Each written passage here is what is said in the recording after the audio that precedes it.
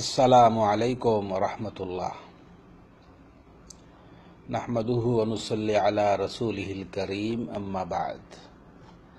আমাদের মুখলেসুর রহমান ভাই উল্লেখ করেছেন যে আপনার বন্ধু ছুটিতে দেশে গিয়েছে। দেশে গিয়ে সে দেখে যে তার আশেপাশের মানুষ শিরকে লিপ্ত। তাই সে তাদেরকে শিরক থেকে মুক্ত করার জন্যে তাদেরকে তাবলিগে যাওয়ার জন্য উৎসাহিত করেছেন 3 দিনের চিল্লায়, এবং সে তাদের খরচপাতি দিবে বা সহযোগিতা করবে। তাই আপনি জানতে চেয়েছেন আপনি তাদেরকে সমর্থন করতে পারেন কি না বা তাদেরকে সহযোগিতা করতে পারবেন কি না। জাযাকাল্লাহু খাইরান। একটি গুরুত্বপূর্ণ বিষয়।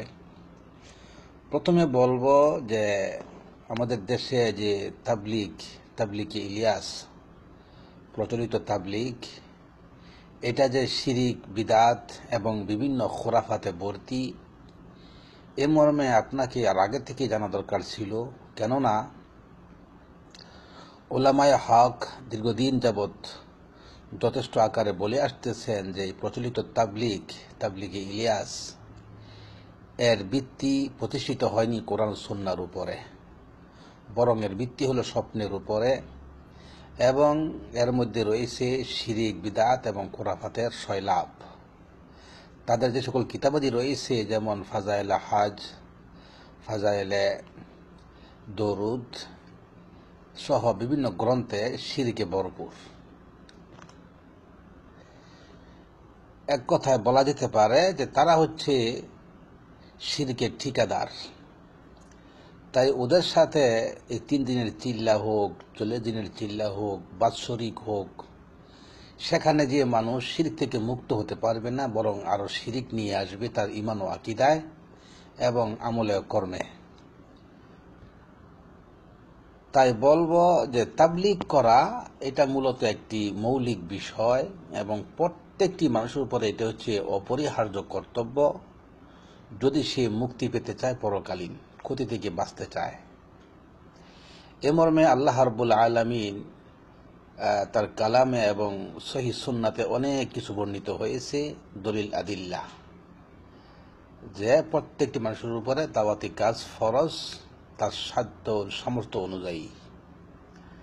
যেমন সংক্ষিপ্ত আকারে একটি দলিল আল্লাহ রাব্বুল আলামিন যেটা উল্লেখ করেছেন সূরা আসর, যেখানে বলা হয়েছে যে সমস্ত মানবকুল ক্ষতিতে নিপতিত, তবে যে ব্যক্তি 4টি কাজ করবে সে ব্যতীত।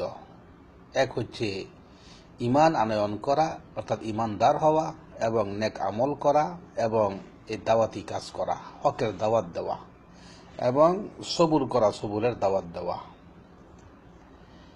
তাই এখানে আল্লাহ রাব্বুল আলামিন ঘোষণা করে দিলেন যে ক্ষতি থেকে বাঁচতে হলে, অর্থাৎ জাহান্নাম থেকে বাঁচতে হলে 4টি কাজ অবশ্যই করণীয়, যার একটি হচ্ছে দাওয়াতে তাবলিগ। তাই দাওয়াতে তাবলিগ করতে হবে, এবং এটি একটি মহান দায়িত্ব এবং মহান ইবাদত বটে, যার রয়েছে অশেষ নেকি, মহান পুরস্কার। তাই যেহেতু এটি একটি মহান ইবাদত, এটি করতে হবে সুন্নাহ মোতাবেক, তবেই তা ইবাদত বলে গণ্য হবে। আর যদি সুন্নাহর বাহিরে করা হয় তাহলে সেটা বিদআত বলে গণ্য হবে। তাই বলবো যে তাবলিগ জামাত যেটা প্রচলিত রয়েছে, তারা সেটা কোরআন সুন্নাহ থেকে নেয়নি। যুগে যুগে প্রত্যেক নবী রাসূলগণ তাবলিগ করেছেন, এবং তার ধারাবাহিকতায় সর্বশেষ রাসূল, শ্রেষ্ঠ রাসূল মুহাম্মদ সাল্লাল্লাহু আলাইহি ওয়াসাল্লাম তাবলিগ করে গেছেন, এবং সেই ধারা তার উম্মতের প্রতি ছেড়ে গেছেন। তাই যদি উম্মতে মুহাম্মদী তাবলিগ করতে চায়, সেটা নিবে কোরআন ও সুন্নাহ থেকে, যেটা আল্লাহ রাসূল রেখে গেছেন। কিন্তু এই তাবলিগ যারা করে, যেটা মানে তাবলিগে ইলিয়াস, তাদের সূত্র, তাদের ভিত্তি হলো এই যে আল্লাহর রাসূল সাল্লাল্লাহু আলাইহি ওয়াসাল্লাম নতুন করে এসে তাদেরকে বলে গেছেন যে হে ইলিয়াস, তুমি তাবলিগ করো।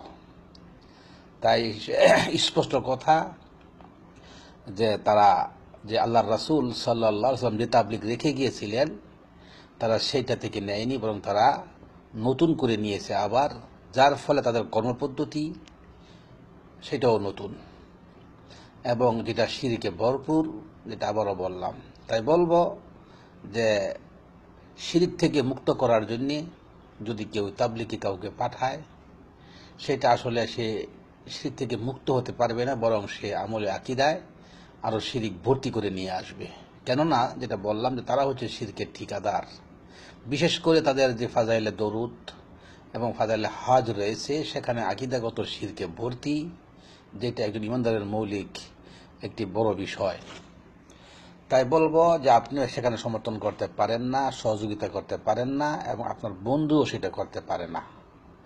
যদি করে তাহলে অবশ্যই কাল কিয়ামতের দিন আল্লাহর নিকট জবাবদিহি করতে হবে যে শিরকের পথে টাকা পয়সা খরচ করার ব্যাপারে এবং মানুষকে উৎসাহিত করার ব্যাপারে।